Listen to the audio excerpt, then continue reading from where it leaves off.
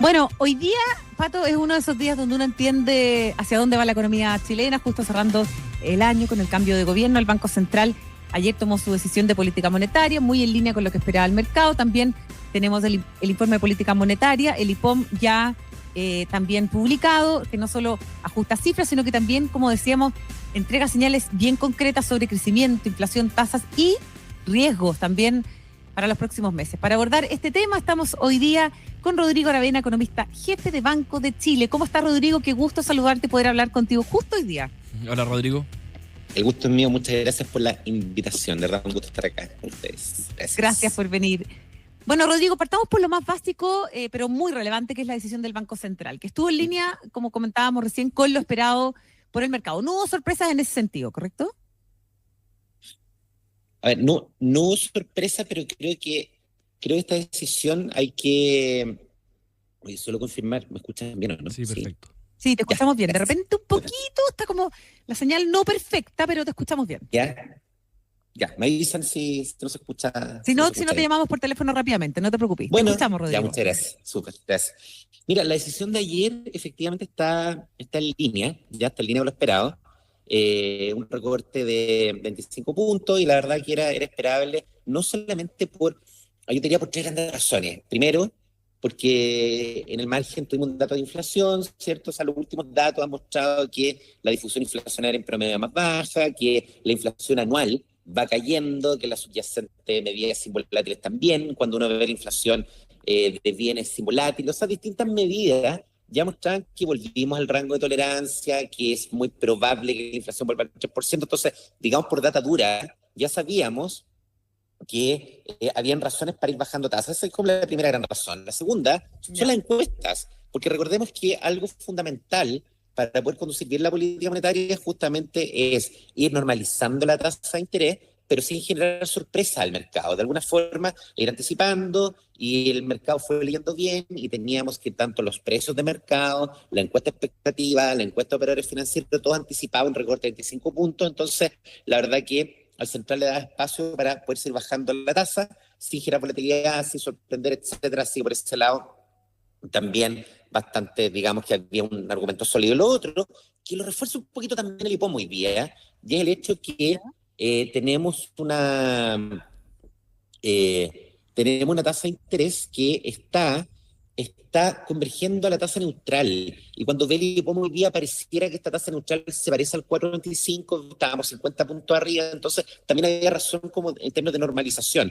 Sin embargo, más allá de la decisión de tasa, creo que el central, acá, la decisión de ayer, nos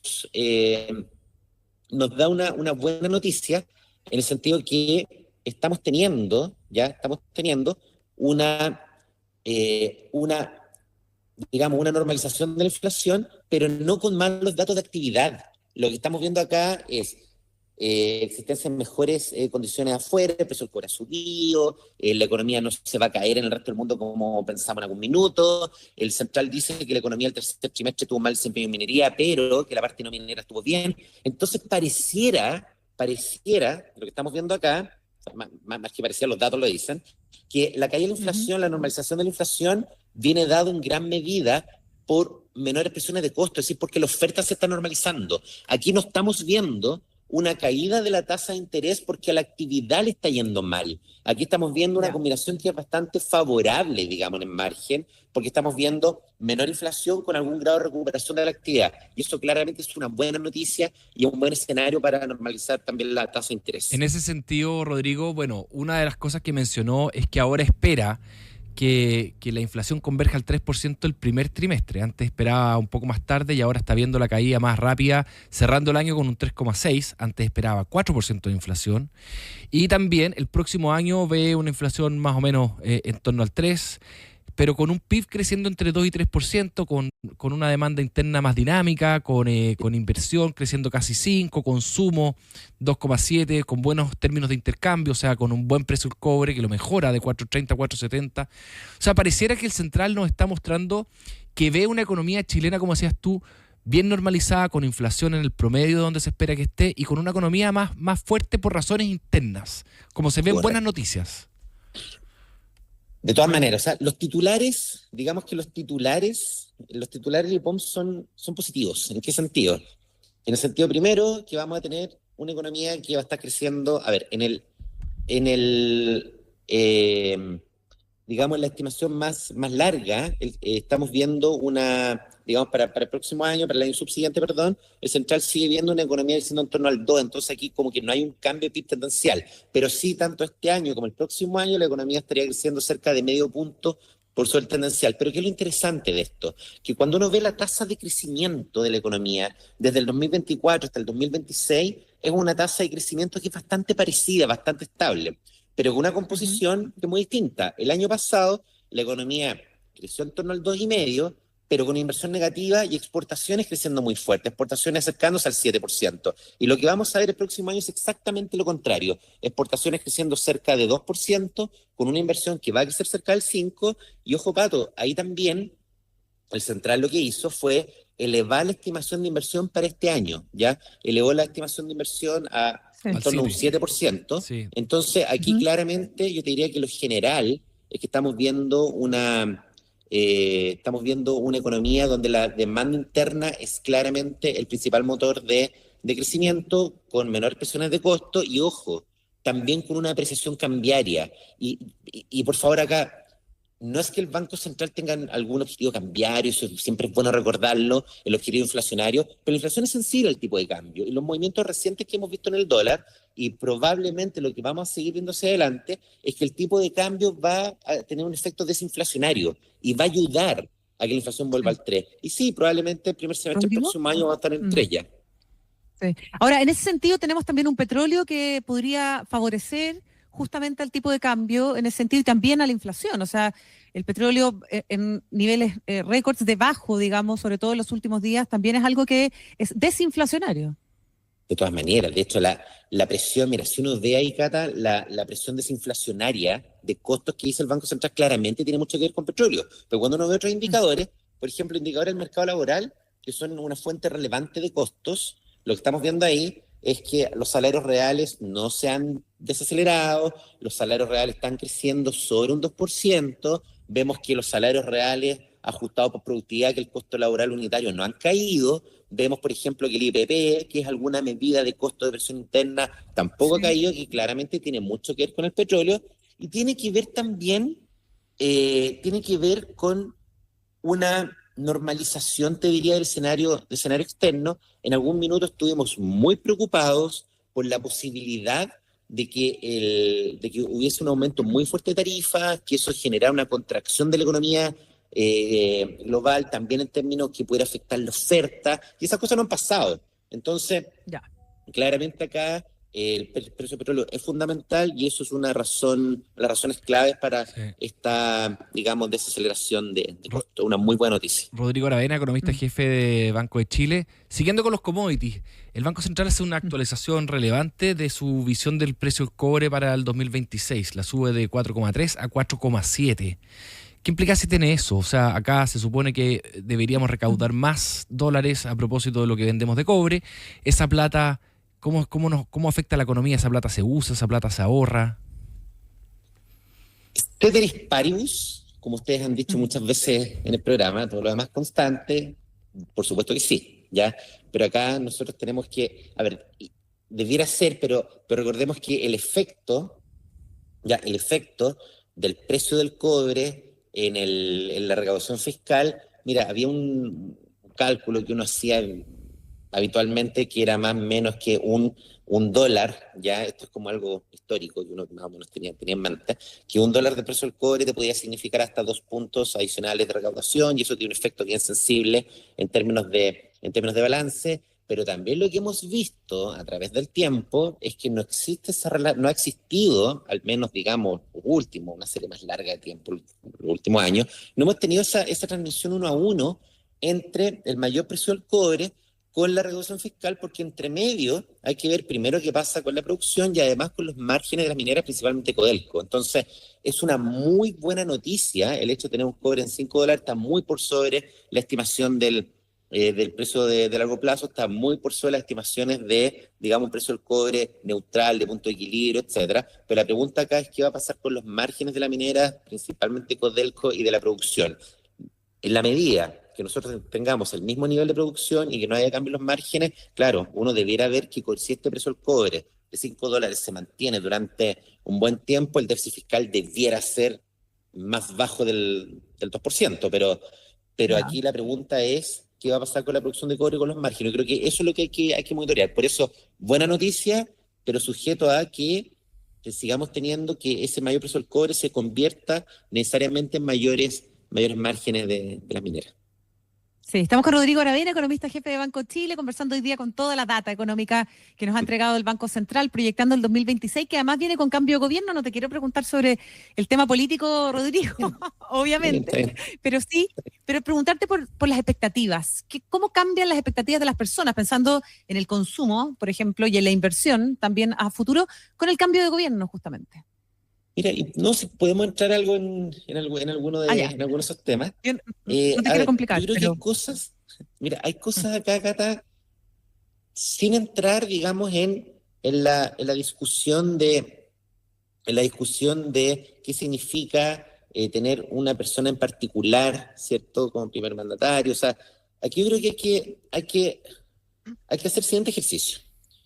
Cuando nosotros vemos, primero, ¿hay un diagnóstico de bajo crecimiento? Sí, sí hay un diagnóstico de bajo crecimiento, eso es compartido, y la verdad es que hoy día nadie puede afirmar lo contrario. Pero al mismo tiempo, Cata, cuando nosotros vemos, ok, ¿cuáles son como los grandes temas que, a diferencia de lo que había pasado en elecciones previas, que nosotros veíamos recetas muy distintas para un diagnóstico que quizá era más compartido? Lo que tenemos hoy día es que el diagnóstico de bajo crecimiento es algo transversal, pero también hay algunos temas de propuestas de política que también tienen harto consenso. Por ejemplo, nadie hoy día se puede pensar que el tema de permisos, y no solamente por los tiempos, sino el tema institucional, el rol del comité de ministros y todo lo que hemos conversado también en otras ocasiones en este programa, hay que revisarlo, hay que mejorarlo. El tema tributario también hay un consenso amplio. Entonces, el hecho que hoy día, además de un consenso, digamos, amplio en materia de que el crecimiento es importante, y también el hecho de que se estén abordando algunos temas como la rebaja de impuestos corporativos, que está fuera de discusión en el espacio para bajarlo,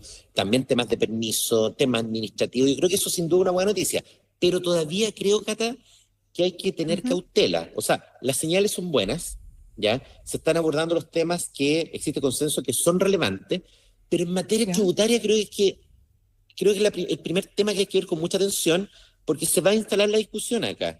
Si la rebaja de impuestos del 27 al 23% y el 23% no arbitrario es un promedio OCDE, o sea, si queremos empatar con el resto del mundo, la tasa de impuestos corporativos se tiene que ir al 23, si de verdad queremos empatar con ellos.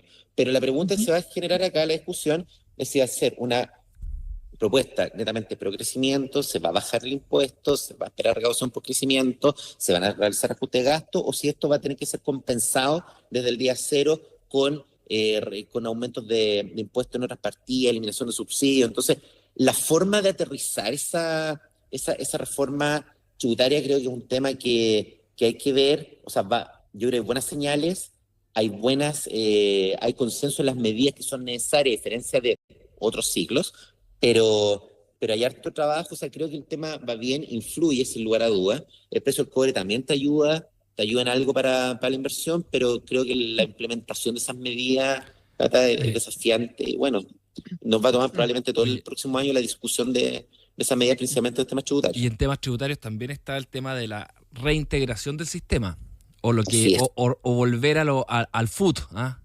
Correcto. Que también podría generar hartos efectos, algunos positivos en el corto plazo y otros no tanto. Por ejemplo, se podría incentivar la depreciación instantánea, se podría reintegrar el sistema, se podrían hacer impuestos sustitutivos para tratar de pagar, para tratar de recaudar rápido plata que no ha tributado. En fin, o sea, hay hartas medidas que se pueden tomar que pueden afectar las finanzas públicas, Rodrigo. Es que ahí Pato, yo creo que toca un tema central, porque estamos todos de acuerdo que el tema tributario hay que verlo, ¿ya? Estamos todos de acuerdo también de que la tasa de impuesto corporativo, estos son datos, que la tasa de impuesto corporativo es mayor de la tasa, ¿ya? De la tasa que que tienen en promedio los países, digamos, países que habitualmente miramos, ¿ya? También los datos nos muestran que la reforma tributaria que partió el 2014, que subió el impuesto a las empresas, no recaudó, estuvo lejos de cumplir los objetivos de política que se trazaron en ese minuto. Entonces, tenemos una base, digamos, de conversación para decir, ok, hay que mirar el tema de impuestos, hay consenso que es un tema que hay espacio para simplificar, para hacerlo más pro, digamos, crecimiento, que hay espacio también para bajar la tasa, pero la implementación de eso, y la pregunta hasta dónde llegar, porque una cosa es plantear la rebaja de impuestos corporativos, plantear plazos, un punto final, digamos, no sé, de 27 a 23, por ejemplo, con tal periodo de tiempo, hasta ahí uno podría pensar que hay cierto acuerdo. Pero evidentemente en materia tributaria la lista es muy larga de cosas en las cuales no hay consenso. Claro, Entonces, pero es que ahí déjame preguntarte algo, Rodrigo, porque acá hay una cosa que se mezcla la ideología con la técnica. Algunos piensan que bajar los impuestos activa tanto la economía que al final tú recuperas, por una economía más grande que crece más, recuperas lo que recaudas de menos por la baja de tasas, ¿verdad? Eso es una parte empírica y una parte ideológica también. Y otros creen que no alcanza, que si tú bajas la tasa de impuestos vas a tener que compensar de alguna otra manera, o bajas gasto o buscas otra manera de recaudar. ¿Qué dice la última evidencia? ¿Cuál es tu impresión respecto a los efectos que tiene bajar la tasa de impuestos? ¿Tú crees que esto genera un crecimiento suficientemente fuerte para compensar totalmente o hay que buscar otras alternativas? O sea, hay que complementar. Hay que complementar. ¿Ya? Yo creo que es fundamental acá ver la película completa. Si uno dice, mira, por ejemplo, el extremo pato, vamos a bajar la tasa de impuesto corporativa, ¿ya?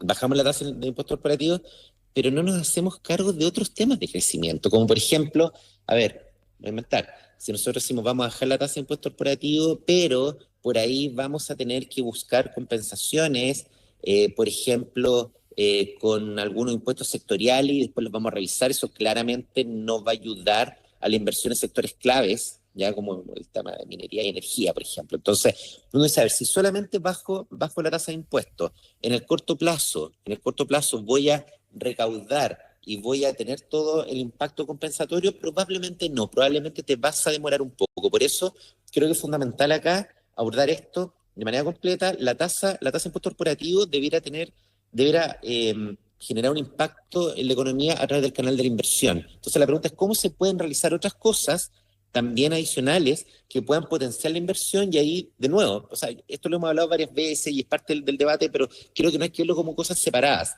Acá las mejoras que se puedan hacer en materias, por ejemplo, de permisos, ¿ya? En términos de tiempo, en términos de certeza jurídica, en términos del comité de ministros, en términos de agrupar, ¿cierto? Y dar más claridad en algunas áreas de inversión, facilitar, por ejemplo, algunos temas que claramente están pendientes en Chile, como el tema de explotar el litio, de preguntarnos qué vamos a hacer en temas de tierras raras, de atraer inversión de otros lugares, hay harta inversión de afuera, no sé, de Estados Unidos, etcétera, muy interesada en este tipo de inversión. Entonces, en la medida que nosotros podamos ver esto como algo más comprensivo, más completo, podríamos pensar en que van a haber otras cosas que debieran ayudar a la inversión más allá del impuesto, que podrían potenciar crecimiento económico y que eso podría ayudar a que la compensación sea más rápida y no tener que mover otros impuestos. Porque ¿sabes qué pasa? Más allá de la necesidad de mover otro impuesto, es una realidad que la discusión se enreda, porque hay visiones que son muy distintas. Hemos tenido 7 reformas tributarias en los últimos 12, 14 años. Entonces creo que acá el desafío es hacer algo más simple, efectivo y claramente que vaya acompañado de crecimiento económico. Si no, se puede enredar un poquito más la discusión, va a ser más difícil. Muy bien, Rodrigo Aravena, economista jefe de Banco Chile. Muchas gracias por haber estado hoy día con nosotros. Un gusto, como siempre, escucharte. Gracias, Rodrigo. Buen día. Gracias por la invitación. Esté muy bien, ¿eh? Gracias. Chao.